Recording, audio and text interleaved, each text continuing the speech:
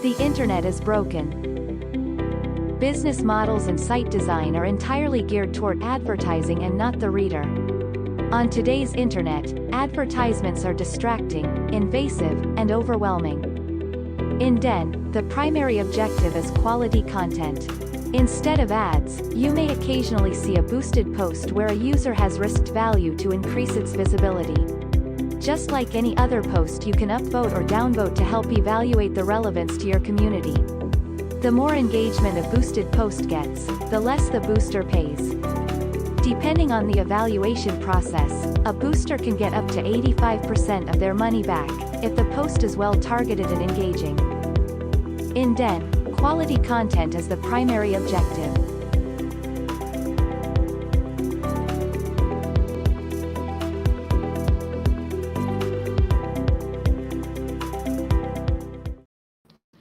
Hello, welcome to Super Happy Dragon Lucky episode 0x3F. It's the 64th episode. We're going to hit 4.0 pretty soon here. That video was showing DEN's alternate advertising system, which was an interesting addition, and there's another piece that's coming as well to do external engagement incentives for any post, which will be really interesting, and that'll probably come after we release in the coming weeks here. So we'll do a quick DEN update, a couple other things, and we'll get right to our guests today. So first off, thanks for feedback on the white paper. We actually had a lot of really good feedback and a lot of things that we should have seen and missed. And we made a recent update. It should be out soon. I think it's version 0.95. So check it out, see if there's anything in there that also needs any edits. There's a feedback form in the description of this video, down at the bottom somewhere, and you'll be able to give us any feedback on it, including things that either questions or things you might be missing, that we might be missing. Mobile is in development. It's actually making really good progress. We're putting a lot of energy into that, and we have a pretty aggressive schedule, but it's very flexible. So we're kind of setting it up where, like say we're doing contract testing this week, doing a lot of different reviews, and some various parts of the system are rolling out, and we're freezing other parts until after we get everything released out of beta. The mobile app will be in beta when we go out, though, just so you know that. Some people asked, and we will let people know as soon as we can what the date will be for the lore snapshot of Dragon. That is the fact that if you have Dragon, you will get lore inside the system. It's not an airdrop because it won't be on Ethereum. It'll be internal to DEN. And you'll be able to use them as pure utility, so it's a solid thing. Pretty cool. But we'll let you know the date there, and those lore will be the way that you are able to create and participate in layers, making new layers, and especially early in the system to be involved in some of those important communities. So if you can, follow Real Denizens, follow Dragonchain Gang, follow me, and we'll let you know when all that's happening. Next up, Number Go Up, brought to you by FOMO Hunt. This week, Bitcoin again, all right? So last week, number go up. And the analyst forecast for this coming week, number go up. Hopefully, this is useful to crypto Twitter. It seems to be the only thing that matters in the world is the number and whether it go up or not. So that's why we provide this as a service to crypto Twitter. You're all welcome. We love you all.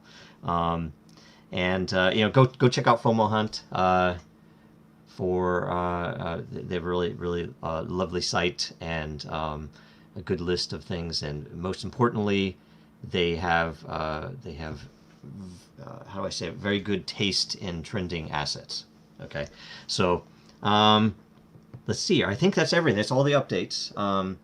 If you guys have any questions about DEN or anything, throw them in the comments. We can try to answer them if it makes sense.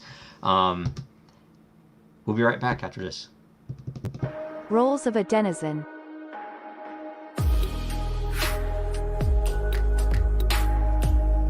A content creator is a user that creates posts and is rewarded based on the quality of their content.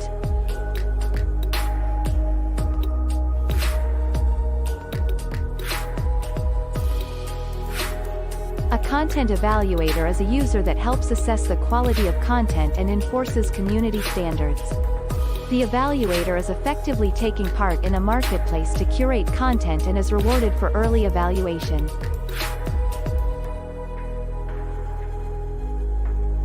A content consumer is a user that wishes to find and consume the most valuable content in a given subject area or within a community.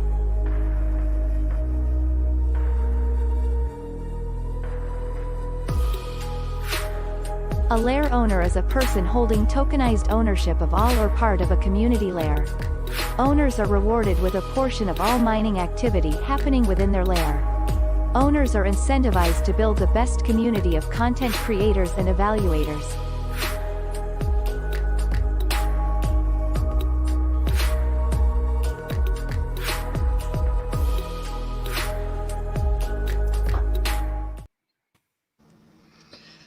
All right, we have our guests back. We have Greg Lang of Open Relay and Orrin, Cyborg from the Future. Yes.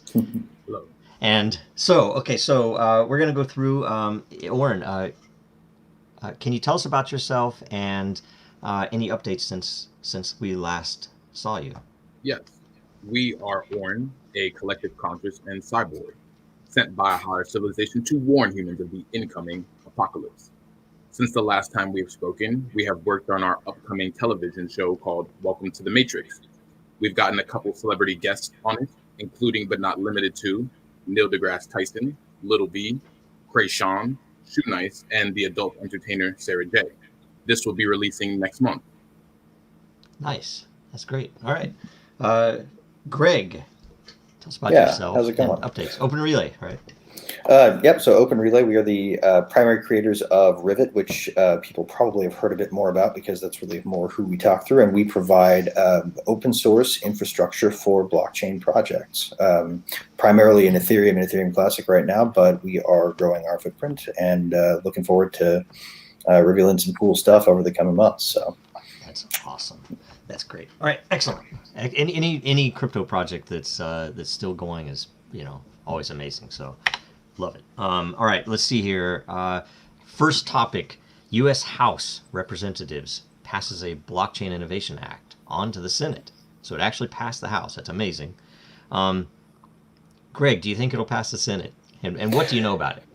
Okay, so usually anytime you see the U.S. Congress doing anything related to blockchain, we should be a little bit cautious, right? Because they don't usually do stuff that doesn't involve slandering it for facilitating money laundering, even though their current token, the U.S. fiat dollar, is the most popular in its cash form for that sort of behavior. But this one's actually really good. Darren Sato has really been pushing as a member of the House to make crypto a thing that people support in the United States, and that the blockchain-based innovations are not suppressed by everybody's fear. And this is essentially a study bill that suggests we need to learn more about it. So I think it has a good chance of passing the Senate, and I really hope it does, because they should learn more about it before they start writing regulations. This is true. So, if it would have only gone that way, right? So yeah, what do you think, Orrin? We think the self-governance and technology of blockchain is great, and these bills will help to create accountability. It's hard for certain demographics to understand digital assets without a central authority. There is no insurance, and that can be intimidating for investors in creating financial risk. Platforms such as Robinhood are now offering Bitcoin, which suggests that we're closer to legitimizing these assets and their underlying technology. So overall, this is another step forward for cryptos and blockchain and the entire space as a whole. Very true, very true. Because I think it's how do I say? It mentioned in that article that a part of it was even for researching how to use blockchain for consumer protection, which was amazing to see because I didn't expect that as something that that's what they should be looking at, right? It's like, how do we use this tool instead of how do we kill it, or how do we keep people from using it? Right. It's Oh beautiful. yeah. So let's hope. Let's The Senate is usually, but we'll see, right? So we'll see how it goes. Next yeah. up, Jack Dorsey says that Bitcoin and blockchain will shape Twitter's future, where content exists forever. And in fact, he talks in his talk, which was given some I can't remember where, some international org. He mentioned specifically that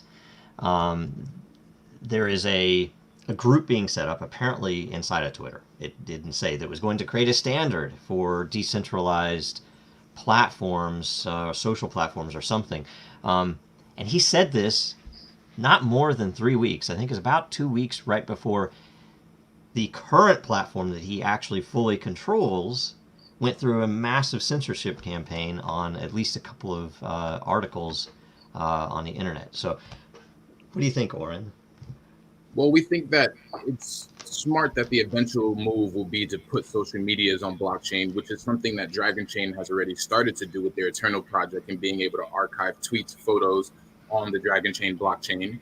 And Dorsey's implementation and endorsement of blockchain will act as a signaler for other brands and corporations that it is safe to use this technology. So again, this is another step forward for the space. In what way will this work? How legally and logistically this will work? How it'll affect consumers is different, but the concept is there. Very good, very good. What do you think, Greg? Well, so first a little bit of history on this. Actually, it was some months ago. I don't remember exactly how many that they first mentioned this Blue Sky project and sort of put a call out to crypto Twitter to show their interest and join this team. I don't know who they got to do it, but I've always loved the idea of social media as a protocol. Like they put the headline up there that it will last forever, and that's an interesting and important point. But to me, the big news about this is that it's a protocol that others can use, including themselves, which suggests them taking themselves out of the driver's seat for content curation. And given the current state of what they've been doing, regardless of which side you come down on, I think the idea that Jack can decide, or anybody at Twitter can decide what to do with content is a scary one, because they're not subject to the limits of our Constitution. He doesn't have to protect people. He just has to run his company. And that's a dangerous place for somebody to be in if they're going to tell people what they can see and what they can't. So I think this is great. I'm glad he brought it back up. I'd like to see some actual results. I'd like them to open this thing up and actually show us what's in it rather than tell us how cool it might be. But other than that, more power to them. I hope this is on the fast track because they need it.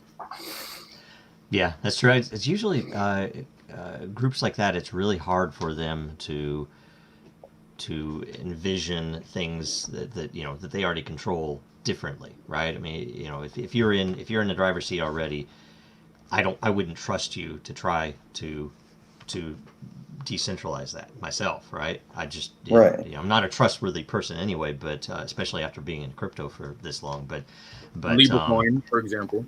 Right? Yeah, exactly. I mean, it's like all the things that scared me, because I thought it was basically just a setup. Let's get grandma to put all of her money into LibreCoin.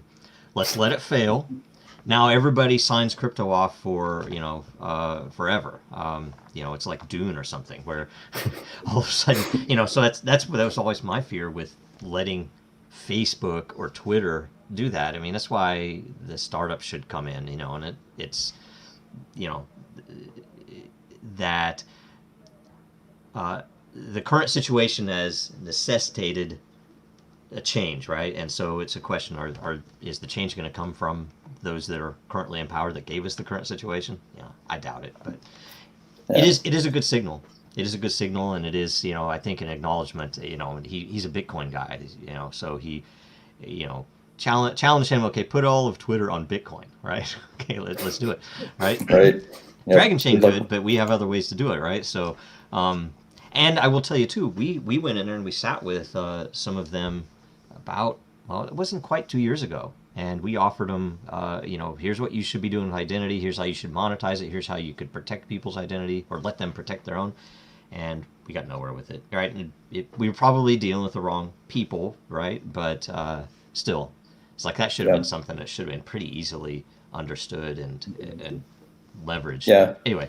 Oh, absolutely. Well, and we can hope that that moving forward we'll see more of this notion that it's not, you know, Bitcoin versus Ethereum versus Dragonchain versus these others. It's a whole ecosystem of communities that have a common core interest, which is you know, putting power in the individual's hand and making sure that there's no power to abuse. Yeah. So that's really, the tribalism is really weird because you think about it.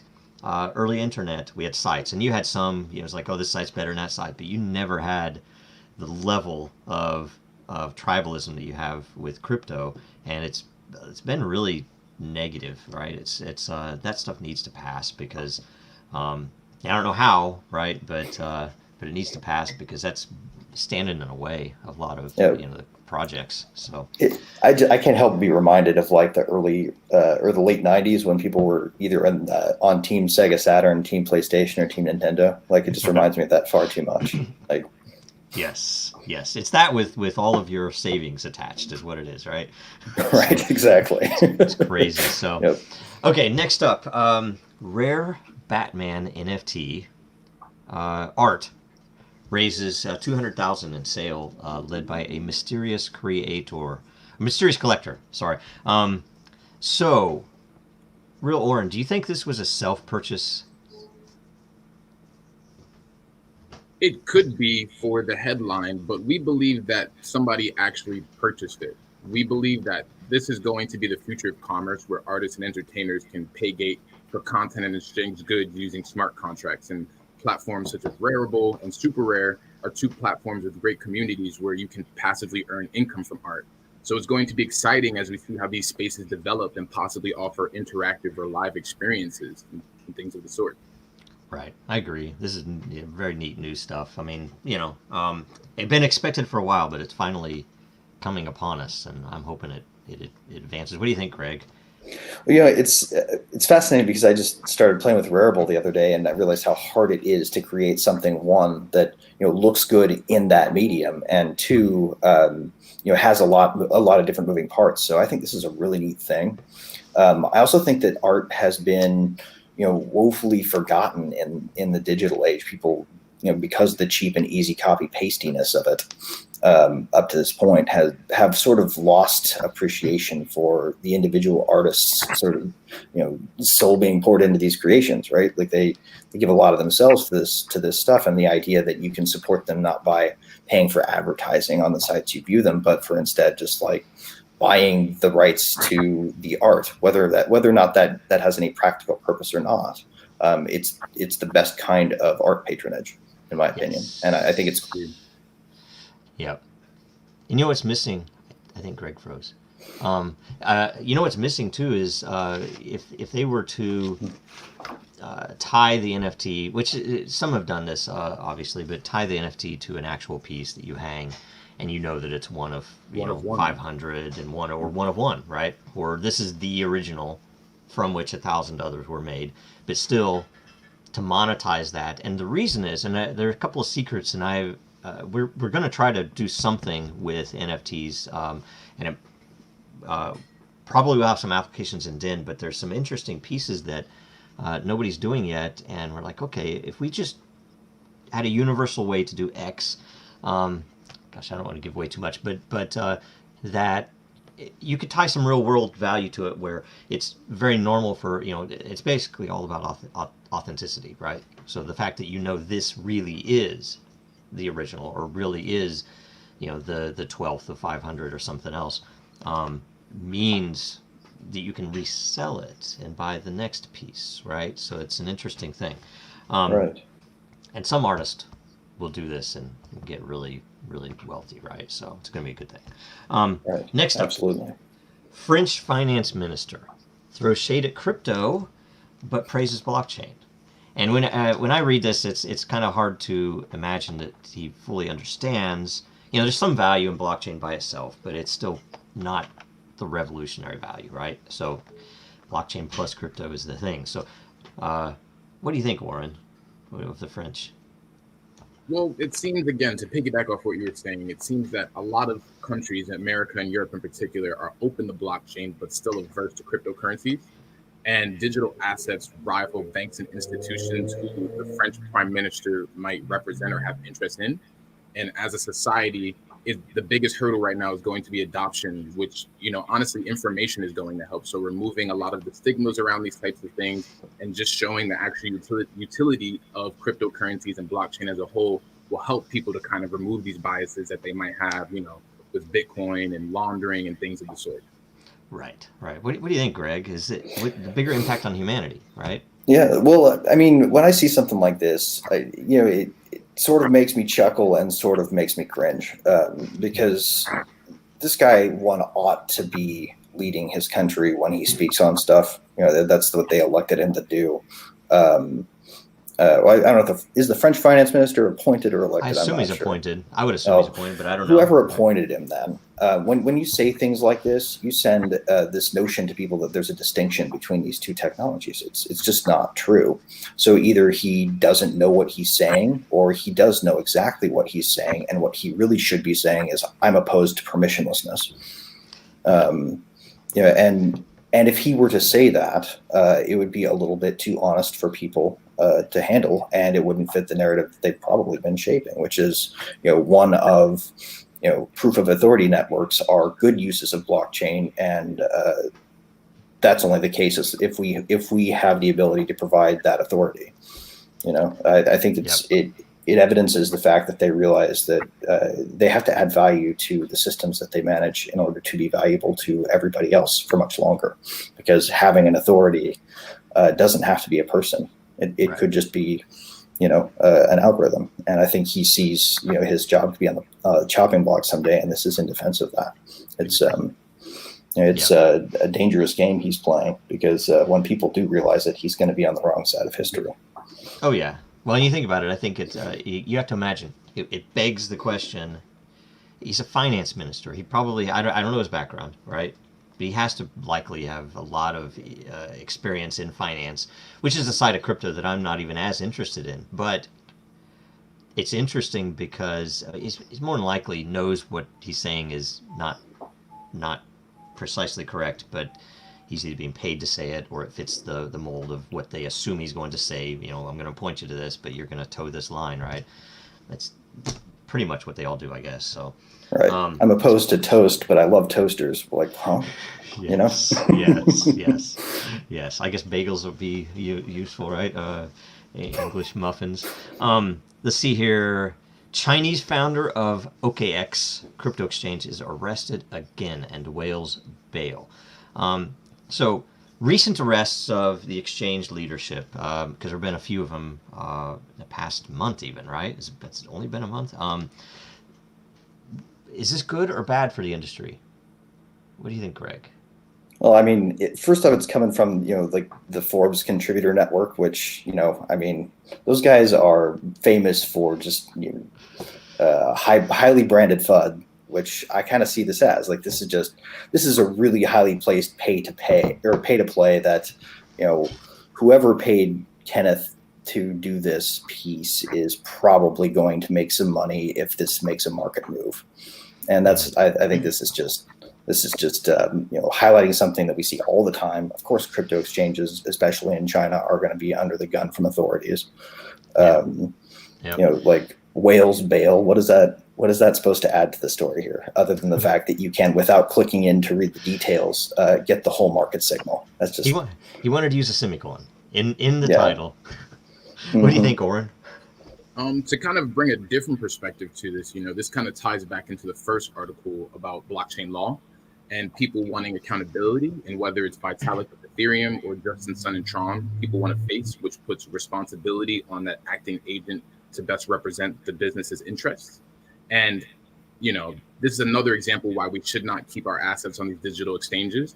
KuCoin was recently hacked, and so we've been unable to withdraw our money. So this is just a lesson all around, to just be smart as you're moving in the space and, keep your nose clean.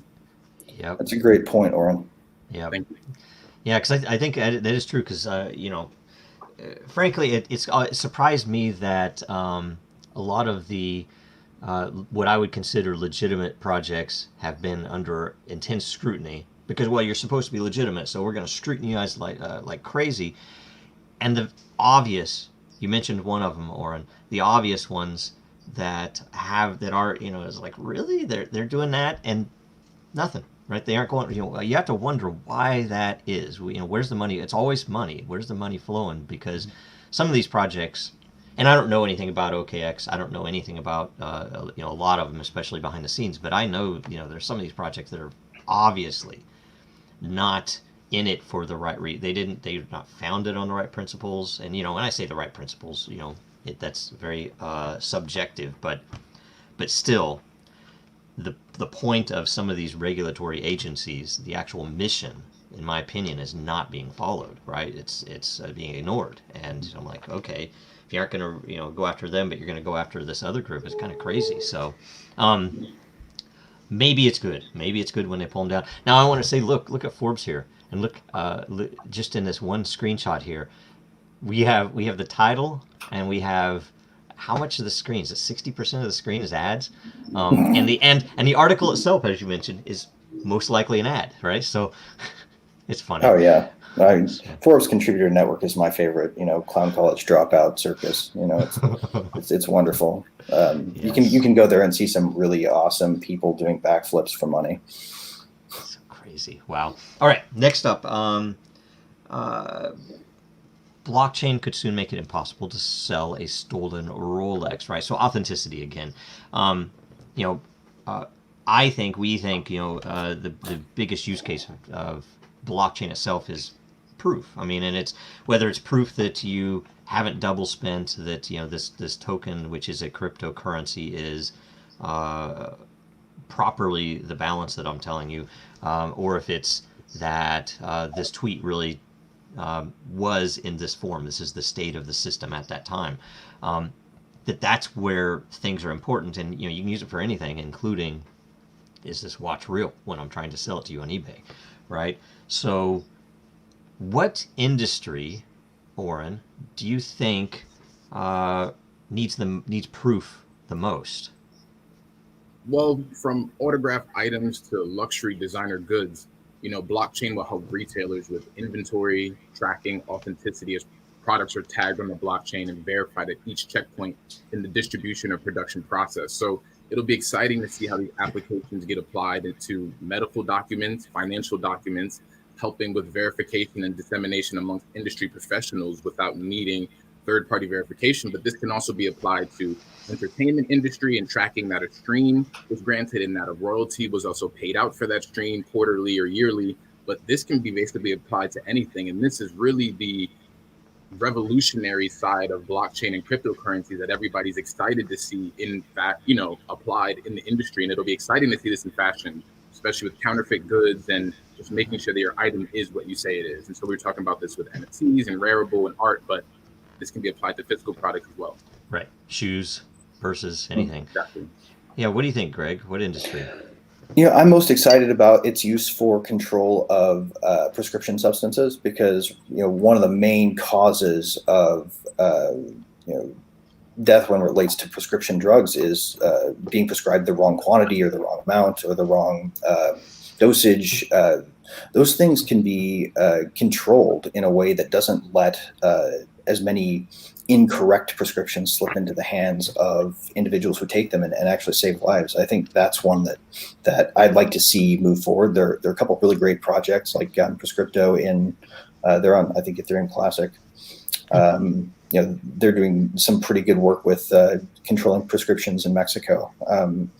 And I think we'll see more of that coming.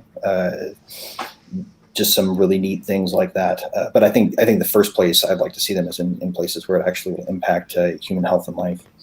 I agree. That's amazing. Yep. Okay. All right. So we're at the end here. So the last question, Greg, give us your Bitcoin price target for the end of 2020.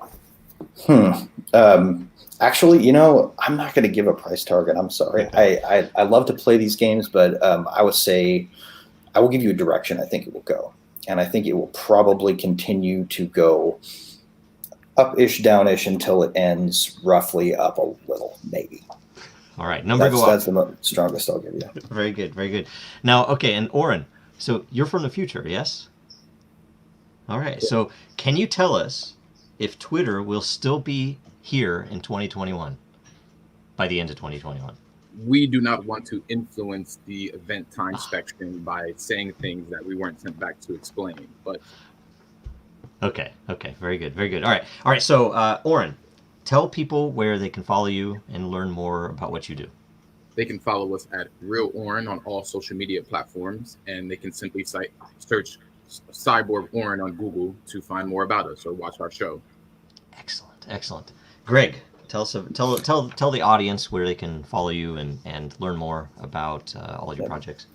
Cool. At Design Heretic on, again, all social platforms. I love that trick. And you can follow Rivet, our blockchain infrastructure, at Rivet with underscores between all of the letters.